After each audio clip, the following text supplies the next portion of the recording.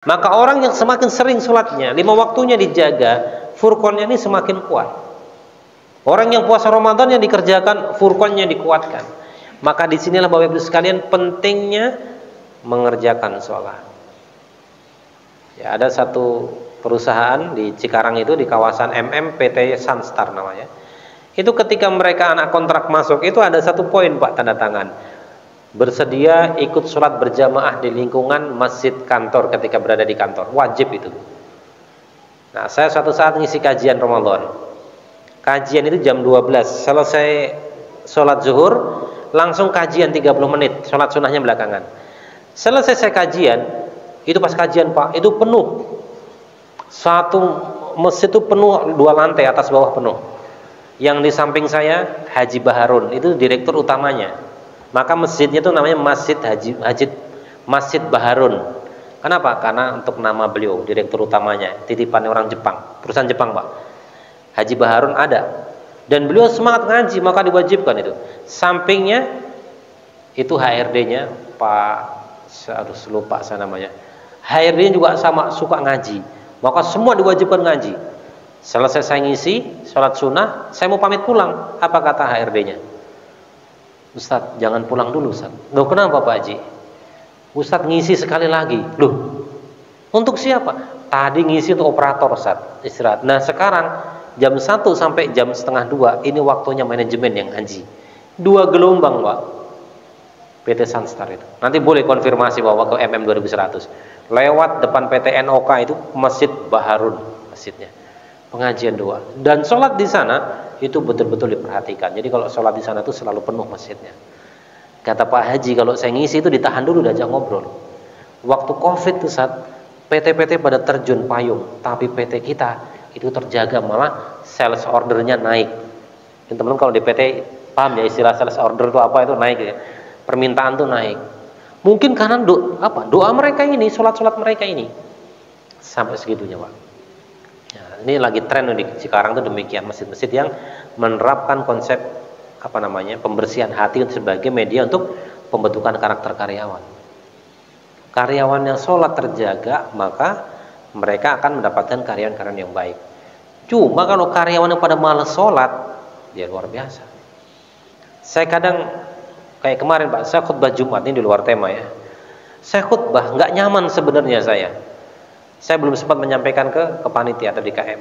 Saya khutbah itu masih banyak. Jadi masjid depan itu saung-saung Pak.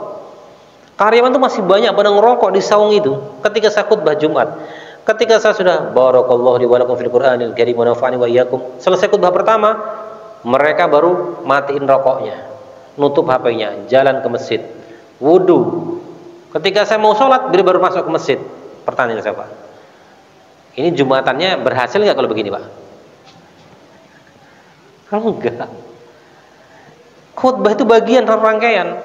Mereka itu berulang 2 kali Pak. Nanti kalau ada kesempatan saya mau menyampaikan, kalau ada pengajian umum di sana itu, khotib sudah naik mimbar, itu masih ngobrol mereka. Ya, apa dulu nggak pernah ngaji, apa nggak pernah belajar di TPA dan lain sebagainya. Ada juga yang demikian model-model. Mudah-mudahan bapak-bapak sekalian nggak ya, atau di PT bapak-bapak sekalian nggak seperti ini gitu, atau sama gitu ya. Bahkan ada satu PT di Pondok Ungu Pak, sholat zuhur gitu ya. Sebelum sholat zuhur itu mereka main kartu gitu ya, istirahat itu. Banyak. Itu ada apa nih, saya bilang? Main kartu Pak, nunggu azan. Wah, luar biasa ini nunggu azan main kartu ya. Ya. Saya tidak sebutkan namanya, tapi saya 2 kali saya ke sana ya. Jadi jemaah sekalian, orang yang beribadah itu akan dikuatkan furqannya. Maka pentingnya kita apa? Memberikan motivasi kepada keluarga kita untuk mereka menjaga ibadahnya sebaik mungkin. Terlebih apa? Sholatnya. Ya. Saya kalau kajian ibu-ibu sekalian, ayo angkat tangan. Siapa yang kalau sholat subuh sambil masak? Senyum tuh ibu-ibu. Nyalain kompor, tinggal sholat. Pak, kalau istri kita nyalain kompor goreng ikan sambil sholat subuh, itu yang dibaca suratnya amma yatasaalun atau ina atau ina? Ina atau ina. Biar apa Pak? Biar cepat. Al-Fatihahnya pakai metode qiraati, tilawati atau umi kira-kira? Enggak pakai, pokoknya langsung. Nah, kan dulu kita kalau pernah belajar di pesantren kan ketika kita belajar fikih, ketika sholat, hilangkan sesuatu yang akan menghambat kekhusyuan kita. Contoh, kan kita pernah dapat pelajaran Pak, azan berkumandang, makanan depan kita, apa yang kita lakukan? Makan dulu kan? Ya, itu artinya apa? Menghilangkan. Ya, kita mau sholat. Saya dulu pernah ketika di pesantren pertama itu lihat orang sholat kok ada yang jalan keluar, nih ngapain ya? Saya tanya lah ke senior, dijelaskan. Ternyata ini orang nahan ingin buang angin Pak. Maka bapak-bapak kalau lagi sholat pengen buang angin, jangan diterusin sholatnya sebelum malu. Coba nanti ruku, Pak, nggak ketahan, malunya luar biasa itu. Maka tidak apa-apa, keluar dulu, selesaikan dulu. Jangan kemudian lagi sholat nahan sampai merinding-merinding.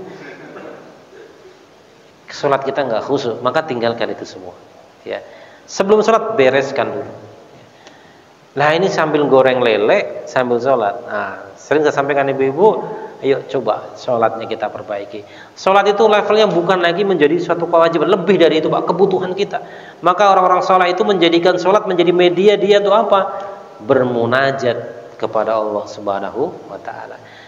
Di mana letak kedudukan kedekatan seorang hamba kepada Rabbnya? Di saat dia sedang sujud, di saat dia sedang sholat. Jemaah sekalian, sholat ini tidak boleh kemudian kita sepelekan.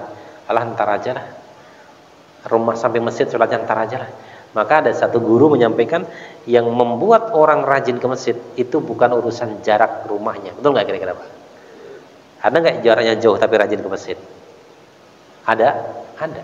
Ada yang dekat tapi jarang ke masjid, ada juga.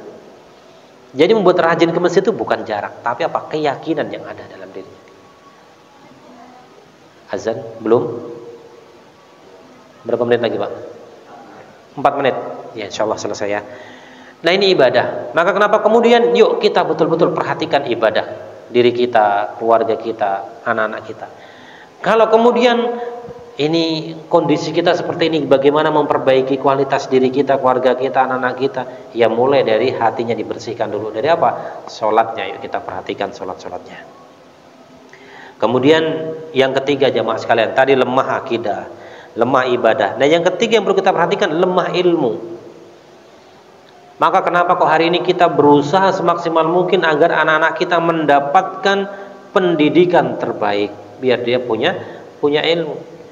Ya, karena dengan ilmu kata Allah akan ditinggikan derajatnya. Betul nggak kira-kira Pak? Merasakan kita ya? Ya. Dulu orang-orang dulu mungkin sekolah SD, ya. Tapi kemudian anak-anaknya bisa SMA, bisa S1, ya. Kesejahteraannya juga semakin naik dan lain sebagainya. Ini urusan dunia, apalagi urusan akhirat. Lebih dari itu, Allah akan meninggikan derajat orang-orang berilmu dan beriman beberapa derajat. Maka jemaah sekalian, ini motivasi kita. Saya nggak yakin kok di antara bapak-bapak kita ada yang nggak mau kesaingan sama anaknya. Bapak S1, kamu nggak boleh kuliah lebihin bapak. Ada nggak kira-kira begitu Pak? Atau sebaliknya, kamu harus lebih dari bapak. Bapak S1, kamu harus lebih dari itu. Bapak kuliah, kamu harus kuliah. Tugas kamu hanya belajar, bapak yang mencari uangnya, misalkan begitu bahasa kita. Maka kita dapati para orang tua itu kadang-kadang kalau urusan sekolah, apa yang dia punya dia keluarkan. Betul nggak kira-kira kita Pak? Anak bayaran sekolah, apa kita punya? Ya sudah. Ini kalau di kampung saya dulu ada istilah orang naik pohon jati. Saya termasuk salah satunya. Artinya apa? Kalau mau bayaran sekolah, nggak punya uang, jual pohon jati. Saya di daerah Gunung Kidul, Pak. Banyak pohon jati di sana itu. Maka kalau lagi musim ulet jati, nah ini mereka senang nih. Kalau orang-orang Jawa Barat tahu ulet takut, tapi kalau di sana ulet itu ditangkepin Pak, digoreng, dimakan. Apalagi jadi kepompongnya itu luar biasa, ulet dimakan, belalang dimakan. Apalagi jadi bapak-bapak kalau ke Gunung Kidul nih nyoba boleh tuh belalang gitu ya. Saya pernah bawa satu mangkok di kampus. Apaan tuh Pak? Belalang. Emang enak Pak? Cobain aja. Nyobain Pak, ternyata Pak kurang dia makannya, enak juga katanya. Ya. Jadi orang tua akan mengeluarkan apa yang dia punya untuk sekolah anaknya. Jadi teman-teman sekalian, inilah tentang ilmu. Bagaimana ilmu akan meninggikan derajat kita di dunia dan di akhirat. Kalau kita barangkali nggak banyak ilmu, anak-anak kita yang akan meninggikan derajat kita. Maka inilah kita bersemangat dalam urusan ilmu. Nah yang terakhir, jemaah sekalian, lemah dalam aspek apa yang kita khawatirkan? Ekonominya. Kita tidak ingin anak-anak kita nanti ekonominya mereka lemah. Kenapa? Kata Nabi, sesungguhnya jika kalian meninggalkan ahli warismu itu dalam kondisi berdaya, kondisi kaya dalam tanda kutip ya, kondisi berkecukupan, itu lebih baik daripada kamu meninggalkan mereka dalam kondisi kefakiran sehingga mereka terpaksa meminta-minta kepada sesama manusia. Ini motivasi bagi kita memberikan pendidikan terbaik kepada anak-anak agar apa? Agar mereka nanti menghadapi zamannya dengan bekal-bekal yang sudah kita berikan. Jadi jamaah sekalian, ini tadabbur dari surat An-Nisa di ayat yang ke-9. Mudah-mudahan Allah senantiasa memberikan kemudahan kepada kita sekalian, memberikan kebaikan kepada kita sekalian sehingga kita mudah di dalam mengimplementasikan nasihat-nasihat yang ada di dalam ayat ini dan menjadikan keluarga kita keluarga yang selalu diberkahi oleh Allah Subhanahu wa taala. Ada lebihnya dari Allah Subhanahu wa taala, kurangnya saya pribadi, hadanallahu wa iyyakum ajmain. Assalamualaikum warahmatullahi wabarakatuh.